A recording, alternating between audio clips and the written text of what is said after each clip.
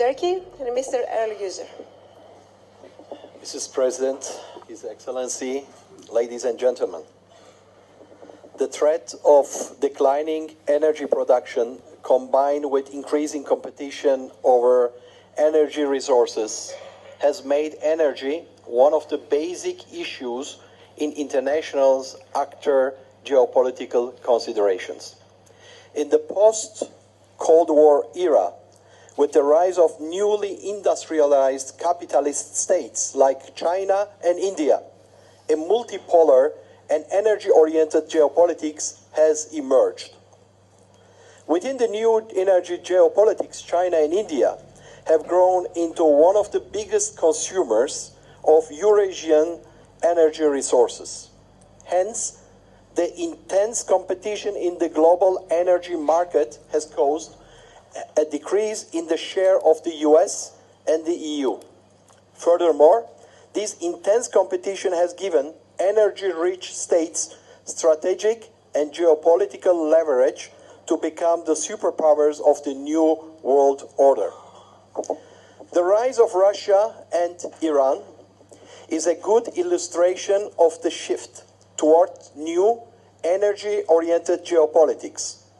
Besides the energy-rich regional powers who seek strategic leverage over global superpowers, the new energy geopolitics has created wider room to maneuver for the states that lie at the center of the supply and demand routes for oil and gas. Within this context, Turkey has been trying to exploit its new position as energy hub in the new energy geopolitics to guarantee the security of supply, particularly for gas, by enjoying of the offtake rights of transit states.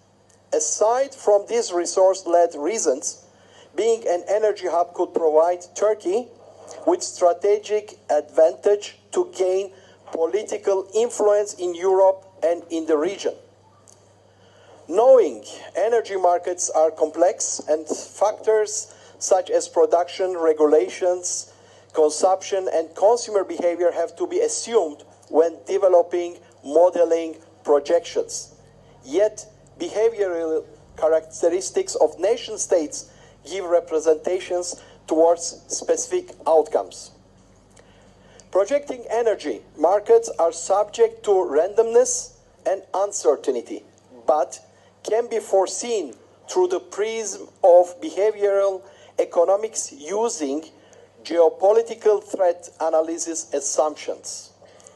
In today's uncertain markets, more has to be understood than financial modeling, budgets, and good accounting practices. So, otherwise, as my respected CEO Stergiolis of Hellenic Petroleum and us as an investor in the energy could be caught in a downward spiral the way they were in this latest unforeseen oil and gas crash. So the businessman needs two things.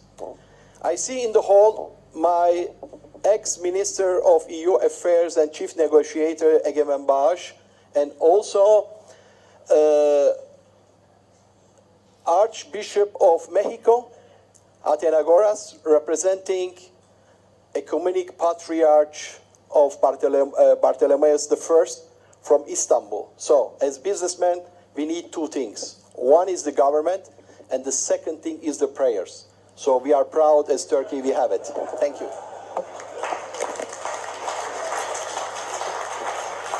Thank you very much, Mr. Yücel. Unfortunately, we don't have any time for questions. Thank you very much, Mr. Minister Stathakis, for your presence.